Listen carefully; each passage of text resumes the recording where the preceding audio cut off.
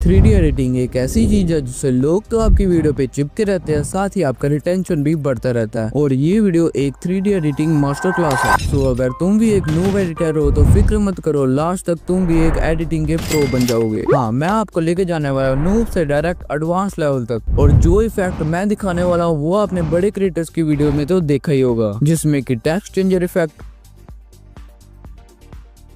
YouTuber showing effect जो popular में था, over deep man effect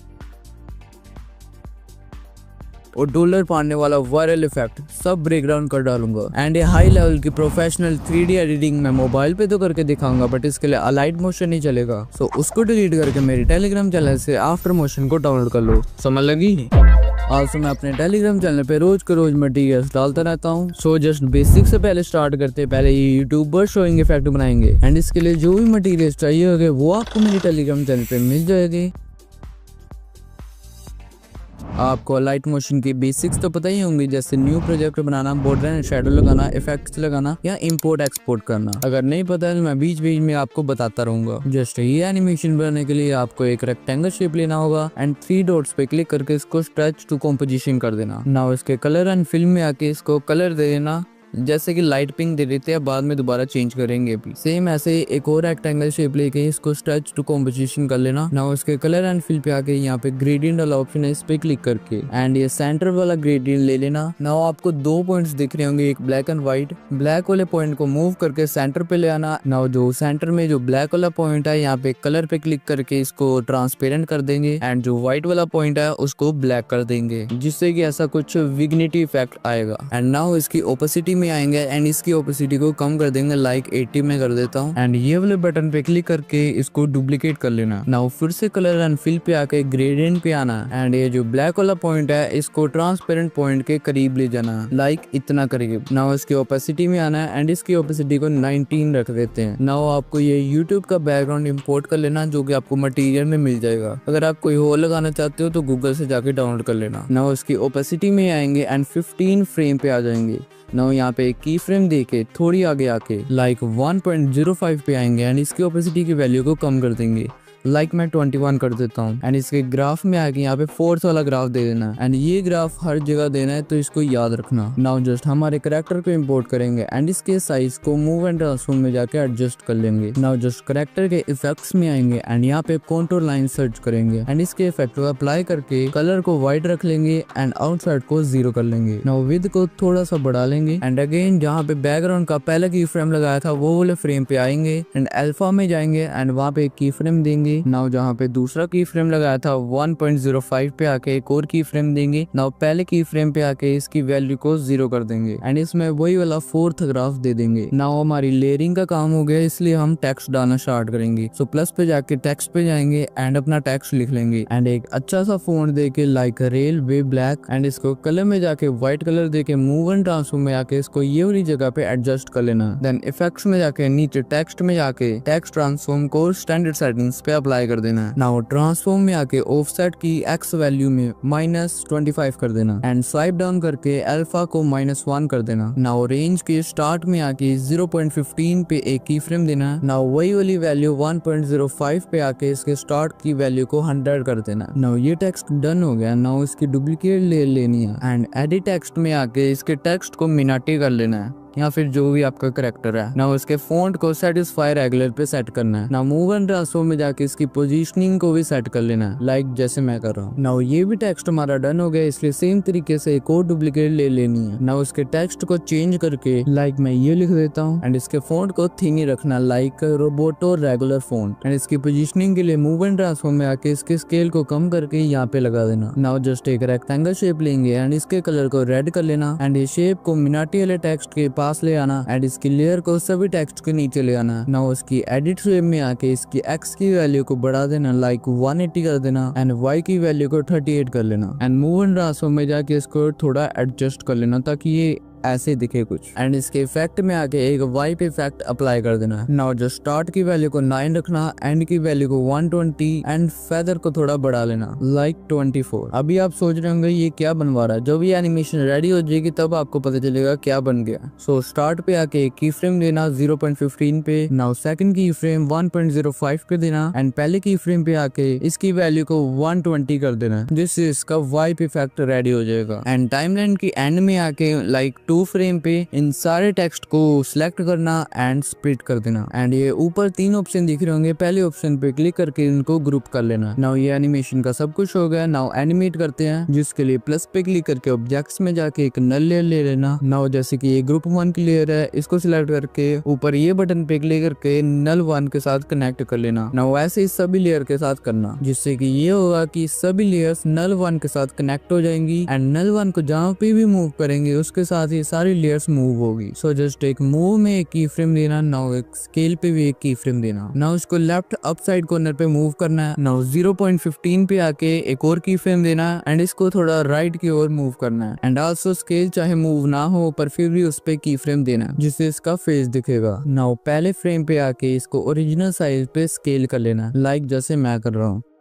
now ये 2 की फ्रेम के बीच में एक ग्राफ देंगे। सो ग्राफ पे आके थर्ड ग्राफ को सिलेक्ट करना, एंड ये जो ऊपर वाला पॉइंट है उसको थोड़ा इधर कर देना, लाइक जैसे मैं कर रहा हूँ। एंड ये जो पहले 2 की फ्रेम है इनके ग्राफ में आके सेकंड ग्राफ दे देना, एंड फिर से ऊपर वाले को थोड़ा इधर कर देना। आल्सो सेम ग्राफ स्केल पे भी दे देना। ये दोनों अलग अलग चीजें। नाउ ये आपका मस्त तेल में फ्राई करके यूट्यूबर शोइंग इफेक्ट रेडी है। एंड एडिटिंग के टाइम में एक एरो वाला इफेक्ट छूट गया था करना, सो उसको कर लेना। अगर नहीं आता तो मैं मटेरियल में दे दूंगा उसको। सो अगली हमारी एनिमेशन है टेक्स्ट चेंजर इफेक्ट, जो एनिमेशन अपनी स्टेप्स शो करने के लिए यूज कर सकते हो। लाइक आपको एक रेक्टेंगल शेप लेनी है, एंड इसको स्ट्रेच टू कंपोजिशन करके एक ब्लैक कलर डाल देना। नाउ एक सर्कल शेप लेनी है, एंड इसको स्केल अप करके कलर एंड फिल पे आके ग्रेडियंट में आना है। नाउ जो ब्लैक वाला पॉइंट है उसको सर्कल के ऐसे बाहर रख देना, एंड व्हाइट वाले पॉइंट को ऐसे रख देना। नाउ ब्लैक वाले पॉइंट के कलर को व्हाइट कर देना, एंड व्हाइट वाले पॉइंट को पर्पल कर देना। थोड़े से पॉइंट को थोड़ा बाहर कर देंगे। नाउ थोड़ा ट्यूटोरियल को थोड़ा तेज करती है, इसलिए इसके ओपेसिटी में आके 75 करना, एंड मूव एंड ट्रांसफॉर्म में आके इसके स्केल को बढ़ा के कुछ नीचे को रख देना ऐसे। एंड इसको डुप्लीकेट करके एंड इसके साइज को कम करके टॉप लेफ्ट साइड कॉर्नर पे रख देना, थोड़ा सा रोटेट भी कर देना जैसे कि मैं कर रहा हूँ। एंड शेप में जाके राउंडेड रेक्टेंगल लेंगे, एंड इसके कलर एंड फिल के ग्रेडियंट में आके कुछ ऐसे व्हाइट एंड ब्लैक करके इसके कलर को थोड़ा सा ग्रे कर लेना। वेट, एक चीज मिस हो गई, ये जो ब्लैक बैकग्राउंड है इसको स्ट्रेच कर लेना 5.05 पे, एंड बाकी 3 लेयर की भी टाइमलाइन सही कर लेंगे। नाउ जस्ट हमने जो रेक्टेंगल लिया उसके ओपेसिटी में आके 0.2 पे आके एक की फ्रेम देना है, एंड कम से कम 2 फ्रेम पे आके एक और की फ्रेम देना। नाउ पहले की फ्रेम पे आके इसकी वैल्यू को 0 कर देना, एंड ये शेप पे इफेक्ट्स लगाना स्टार्ट कर देंगे। सो पहला इफेक्ट है कॉपी बैकग्राउंड, दूसरा इफेक्ट है इनर ब्लर, एंड ये इफेक्ट में स्ट्रेंथ की वैल्यू को 0.35 रख देना, एंड इंटीग्रेशन को 3 पे रख देना। नाउ अगला इफेक्ट डालेंगे गॉसियन ब्लर, एंड इसकी स्ट्रेंथ को 0.24 पे रखेंगे। नाउ ये एनिमेशन की असली गेम तो अभी स्टार्ट होती है। जस्ट एडिट शेप में आना है, एंड एक्स पे एक की फ्रेम देना। नाउ आगे आके 1.25 पे एक और की फ्रेम देना, एंड इसकी वैल्यू को 583 रखना है, एंड इसके साथ साथ रेडियस की वैल्यू को 215 पे रख देना। आपको ये शेप लेयर शो नहीं हो रही होगी क्योंकि मैंने पहले एक मिस्टेक कर दी थी जिसके कारण ये शो नहीं हो रहा। सो आगे जाके मैं इसको सोल्व कर दूंगा, बट अभी आप मेरे स्टेप्स फॉलो करते जाओ, आपका एनिमेशन खुद ब खुद तैयार हो जाएगा। नाउ एडिट शेप में आके दूसरे फ्रेम पे एक की फ्रेम देना। नाउ आगे जाके तीसरे फ्रेम पे एक और की फ्रेम देना, एंड इसकी वैल्यू को 176 कर लेना, एंड अगला की फ्रेम 4.04 पे लगाना, एंड इसकी वैल्यू को ओरिजिनल रखना 583 पे। वेट, मुझे वो मिस्टेक पता लग गया जिससे ये शो नहीं हो रहा। सो रेक्टेंगल के इफेक्ट्स में जाएंगे, एंड कॉपी बैकग्राउंड के इफेक्ट में जाएंगे, एंड इसकी वैल्यू को 40 भी कर देंगे। सो ये हमें शो होगा। कंटिन्यू द वीडियो, एंड इसके की फ्रेम के ग्राफ को बाद में देंगे। सो इसको डुप्लीकेट कर लेंगे, एंड इस पे एक स्ट्रोक दे देंगे व्हाइट कलर का 3.5 पे, एंड इसके सारे इफेक्ट्स को रिमूव कर देंगे। नाउ फाइनली एक टेक्स्ट ले लेंगे, एंड अपना जो भी टेक्स्ट लिखना वो लिख सकते हैं। नाउ फॉन्ट वगैरह दे के कलर में ग्रेडियंट सिलेक्ट करके वही वाला ग्रेडियंट दे देना। नाउ ये टेक्स्ट को शेप लेयर के सेंटर पे अप्लाई कर देना, एंड इसकी टाइमलाइन को 3rd फ्रेम तक स्ट्रेच कर लेना। नाउ ये टेक्स्ट की डुप्लीकेट लेयर लेके इसकी लेयर को 220 पे ले आना। नाउ अपना टेक्स्ट चेंज कर लेना, एंड इसको थोड़ा सा एडजस्ट कर लेना, एंड ये हमारी टाइमलाइन से बाहर जा रहा है तो इसका ये वाला पार्ट कट कर देंगे। एंड ऑल्सो ये दोनों टेक्स्ट को हाइड करना ना भूलना, इनका काम अब लास्ट में है। नाउ ये जो रेक्टेंगल 1 है जिसपे बहुत ज्यादा इफेक्ट्स लगाए थे उसको डुप्लीकेट कर लेंगे एंड सबसे ऊपर ले आएंगे। एंड मैं बता दूं अब सब कुछ इजी होने वाला है। सो ये जो डुप्लीकेट किया था इसके कलर एंड फिल पे आके ग्रेडियंट में आके इसके ग्रेडियंट को वही वाला रख लेना, मतलब पर्पल एंड व्हाइट। नाउ इस लेयर के एडिट शेप में आके ये की फ्रेम पे होल्ड करके रखना, देन इसके सारे की फ्रेम्स को डिलीट कर देना। नाउ मूवमेंट ट्रांसफॉर्म में आना है, इसके पहले फ्रेम पे एक की फ्रेम देना है एंड लगभग 1.25 पे आके एक और की फ्रेम देना है एंड इसको स्लाइड करके पूरे एंड में ले जाना है जहाँ पे ये खत्म हो रहा है राउंडेड रेक्टेंगल। वेट, ये राउंडेड रेक्टेंगल की आउटलाइन नहीं दिख रही तो इसको शो कर देते हैं एंड फिर से सर्कल के मूवमेंट ट्रांसफॉर्म में आना एंड 2 फ्रेम पे एक और की फ्रेम देना है, देन 3rd फ्रेम पे आके इसको लेफ्ट को मूव करना है जहाँ पे ये जा रहा है। नाउ अगेन 4.04 पे आके एक और की फ्रेम देके इसको थोड़ा और लेफ्ट कर देना ताकि ये दूसरी साइड चला जाए। नाउ आपको मैं की फ्रेम के ग्राफ समझा लेता हूँ। सो जस्ट राउंडेड रेक्टेंगल में आना है एंड एडिट शेप में आके इसके ग्राफ में आना है एंड पहले 2 की फ्रेम के बीच में 4th ग्राफ दे देना है एंड अगले जो 2 की फ्रेम है उसके बीच में ये 2nd ग्राफ दे देना है एंड थोड़ा सा इसको नीचे को कर देना जैसे कि मैं कर रहा हूँ। नेक्स्ट 2 की फ्रेम के बीच में ये 3rd ग्राफ दे देना है एंड ये जैसे मैं मूव कर रहा हूँ वैसे मूव करना है। सो ये आपकी स्मूथ एनिमेशन बनेगी। ना उसको 3 डॉट्स पे क्लिक करके कॉपी कर्व पे क्लिक कर देना एंड इसके जो दोनों एक सर्कल एक डुप्लीकेट है इन पे पेस्ट कर देना एंड ऐसे बाकी की फ्रेम्स के भी ग्राफ पेस्ट कर लेना।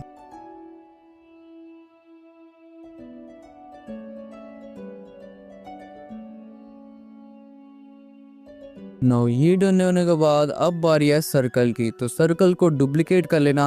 नाउ मूवमेंट ट्रांसफॉर्म में जाके ये पहले की फ्रेम को सेंटर पे कर देना। नाउ जो अगला की फ्रेम है उस पे आके इसको लेफ्ट साइड को कर देना। पहले वाला सर्कल राइट साइड पे था, इसको लेफ्ट पे कर देना एंड इसके साथ एक और की फ्रेम है उसको डिलीट करके फिर से ऐड कर देना। सो ये वहीं पे हो जाएगा। सो नाउ 3rd फ्रेम पे आके इसको दूसरी साइड कर देना। नाउ एंड फ्रेम पे आके अगेन इसको दूसरी साइड पे कर देना। नाउ ये डन होने के बाद हम टेक्स्ट को अनहाइड करेंगे। तो टेक्स्ट के स्टार्टिंग में आके ओपेसिटी में आके एंड एक की फ्रेम देना है एंड साथ ही एक और की फ्रेम दे देना कि ओपेसिटी को 0 कर देना एंड ये वाला ग्राफ दे देना जो 2nd नंबर वाला। नाउ एक रेक्टेंगल शेप लेके इसको कॉम्पोजिशन के हिसाब से स्ट्रेच कर लेना। देन ग्रेडियंट में जाके एक पॉइंट को सबसे ऊपर राइट साइड पे ले जाना एंड एक पॉइंट को सेंटर पे रखना है। नाउ जो ऊपर वाला पॉइंट है उसके कलर को ब्लू या पर्पल जो मर्जी रख लेना एंड सेंटर वाले पॉइंट को ट्रांसपेरेंट रखना एंड इसकी ओपेसिटी को भी कम कर देना लाइक 30 से लेके 40 के बीच में। नाउ यहाँ पे हमारा सब कुछ डन हो गया। अब रह गया एनिमेट करना। सो प्लस पे जाके ऑब्जेक्ट्स में जाके एक कैमरा को ऐड कर लेंगे एंड ये चौरस से पता नहीं क्या शेप है इसकी, इसको क्लिक करके कैमरा को ऑन कर लेंगे। सो हमें कैमरे का व्यू दिखेगा। मूवमेंट ट्रांसफॉर्म में आके एक स्टार्टिंग में एक की फ्रेम देंगे। नाउ 1.25 पे आके एक की फ्रेम देके Z पोजीशन को थोड़ी बाहर को करेंगे। सो ये सीन थोड़ा बाहर आएगा। आप सोच रहे होंगे ये ग्रेडियंट सा ब्लैक ब्लैक आ रहा है, इसको फिक्स करेंगे अभी, रुको। देन 2nd फ्रेम पे आके एक और की फ्रेम देना है। नाउ सीधा जंप करेंगे 4.04 पे एंड Z की वैल्यू को कम कर देंगे लाइक -1500 पे एंड इनमें आप 4th वाला ग्राफ दे सकते हो। हाँ, ये पिछले की फ्रेम में भी दे देना 4th वाला ग्राफ। नाउ जो ग्रेडियंट हमें तंग कर रहा था उसमें जाके इसके स्केल को बढ़ा देंगे। सो इसकी प्रॉब्लम फिक्स होने के बाद एक और प्रॉब्लम है, शायद मैंने अभी नोटिस की, ये सर्कल के जब हमने डुप्लीकेट किया था तो इसकी ओपेसिटी कम थी। सो इसमें जाके ओपेसिटी को बढ़ा लेना, मतलब फुल्ली कर लेना दोनों सर्कल के। ये एनिमेशन यहाँ पे खत्म नहीं होती, आप इसमें और बहुत सारे चेंजेस कर सकते हो। मैंने जस्ट आपको डेमो में दिखा दिया कि इसको कैसे बनाते हैं, बाकी एडिटिंग की तो कोई हद ही नहीं है। सो जाओ हद पार करो।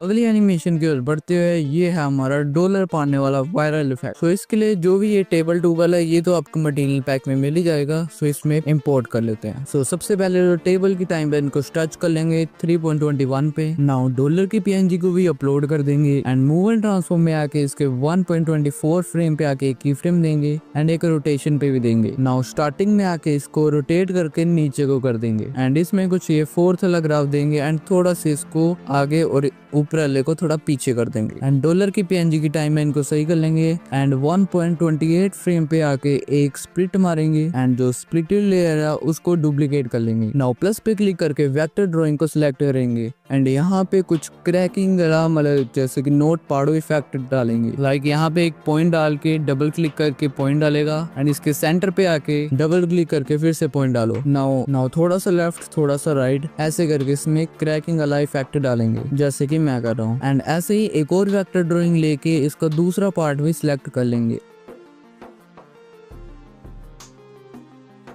तो ये सब होने के बाद हमारे पास $2 की पीएनजी तो है, उसमें से एक सिलेक्ट करके एंड एक शेप लेयर को सिलेक्ट कर लेना है। ना ऊपर 3 ऑप्शन हो गए, सेकंड वाले ऑप्शन पे क्लिक करके इसको मास्क कर लेना है। ना जो हमारे पास दोनों लेयर बचे हैं उनको भी सिलेक्ट करके मास्क कर लेना। सो ये हमारा नोट अलग अलग हो जाएगी, मतलब बीच में से कट जाएगी। ये होने के बाद 1.28 फ्रेम पे आके एक वेक्टर ड्राइंग बनाएंगे। फर्स्टली ये जो भी आधा सा नोट है इसको थोड़ा सा इधर कर देंगे। सो ये हमें नोट के बीच में जो क्रैक्स हो गए वो दिखेंगे। सो वापिस से वेक्टर ड्राइंग में आके यहाँ पे जो क्रैक्स है उनको सिलेक्ट कर लेंगे। नाउ ये वेक्टर की कलर एंड शेप में जाके इसके नो फिल पे सिलेक्ट कर लेना एंड इसको एक स्ट्रोक दे देना रेड कलर की एंड इसकी विड्थ को लगभग 12 पे रख देना। नाउ इफेक्ट्स में आके एक डीप ग्लो इफेक्ट डाल देना एंड एक ड्राइंग प्रोग्रेस इफेक्ट डाल देना। नाउ ड्राइंग प्रोग्रेस की एंड वाली वैल्यू पे आके शेप की जहाँ से टाइमलाइन स्टार्ट हो रही है वहाँ पे आके एक की फ्रेम देना। नाउ लगभग 2.20 पे एक की फ्रेम देना। नाउ पहले की फ्रेम पे आके इसकी वैल्यू को 0 कर देना एंड इसको फोर्थ वाला ग्राफ दे के स्टार्ट पे आके 2.03 फ्रेम पे एक की फ्रेम देना एंड सेकंड की फ्रेम से थोड़ी आगे आके 2.24 पे एक की फ्रेम देना। नाउ इसकी भी वैल्यू को 100 कर देना एंड इस पे भी फोर्थ वाला ग्राफ दे देना एंड मूवमेंट ट्रांसफॉर्म में जाके इसकी स्केल को थोड़ा बढ़ा लेना एंड ये कुछ ऐसा सा बना। नाउ नोट के हमने 2 हिस्से किए थे तो उसमें से कोई भी एक हिस्से पे आके मूवमेंट ट्रांसफॉर्म में आके रोटेशन और मूव पे एक की फ्रेम दे देना। नाउ थोड़ी सी आगे आके लगभग 3rd फ्रेम पे इसको थोड़ा सा रोटेट करके साइड पे कर देना एंड इसको फोर्थ वाला ग्राफ भी दे सकते हो। नाउ इसके दूसरे पार्ट पे आके सेम ही चीज दूसरी साइड पे करनी है। सो ये हमारा थोड़ा कटिंग वाला इफेक्ट बन जाएगा। नाउ यही जगह पे एक अपना टेक्स्ट लिख लेना एंड उसको कलर वगैरह दे के एक डीप ग्लो इफेक्ट डाल देना। उसके बाद दोबारा इफेक्ट्स में आके टेक्स्ट में जाके एक टेक्स्ट ट्रांसफॉर्म का स्टैंडर्ड सेटिंग्स पे एक इफेक्ट डाल देना। नाउ मेरी तरह सेटिंग्स कॉपी करते जाना। नाउ उसके इफेक्ट में आके नीचे आके ये जो इंटरप्ट पता नहीं क्या लिखा है इसमें ईज आउट को 100 कर देंगे एंड ओवरलैप को 64 कर देंगे। नाउ ऊपर ट्रांसफॉर्म में आके स्केल को -0.52 पे रखेंगे, स्ट्रेच को -0.19 पे रखेंगे एंड ऊपर रेंज में आके स्टार्ट में आके नाउ 1.27 पे की फ्रेम देंगे एंड 3rd फ्रेम पे एक और की फ्रेम देंगे एंड स्टार्ट को 100 पे कर देंगे। नाउ इसमें फोर्थ वाला ग्राफ दे देंगे। नाउ टेक्स्ट का हमारा काम डन हो गया। सो एक रेक्टेंगल शेप लेंगे एंड इसको कंपोजिशन के हिसाब से स्ट्रेच कर लेंगे एंड इसका कलर रेड रख लेंगे। नाउ ओपेसिटी में आके 1.25 पे की फ्रेम देंगे। नाउ आगे 3rd फ्रेम पे आके इसकी वैल्यू को 25 करेंगे एंड पहले की फ्रेम पे 0 कर देंगे एंड चाहो तो इसमें भी फोर्थ ग्राफ दे सकते हो। तो इसको एनिमेट करने की बारी आ गई। सो प्लस पे जाके ऑब्जेक्ट्स में जाके कैमरा लेयर को ऐड कर लेंगे। नाउ जो स्टार्टिंग में एक की फ्रेम देंगे एंड लगभग 1.17 पे एक की फ्रेम देंगे एंड पहले की फ्रेम पे आके Z पोजीशन को थोड़ा सा पीछे कर लेंगे, मतलब बाहर को कर लेंगे। सो ये थोड़ा जूम होगा। नाउ 1.17 के आगे 1.25 पे एक की फ्रेम देंगे एंड 3rd फ्रेम पे एक की फ्रेम देंगे एंड इसकी Z की वैल्यू को बाहर को करना है। सो ये जूम आउट होगा एंड ये कैमरा की मूवमेंट्स में भी अपना की फ्रेम ग्राफ दे सकते। तो ये हमारा कुछ बना। वेट, इसका कलर सही नहीं लग रहा ब्रेकडाउन का। सो मैंने टेक्स्ट के कलर को व्हाइट कर दिया जो कि अच्छा दिख रहा था एंड एक RGB लाइट लगा दी एंड इसकी वैल्यू को भी कम कर दिया। नाउ ये हमारा एनिमेशन डन है।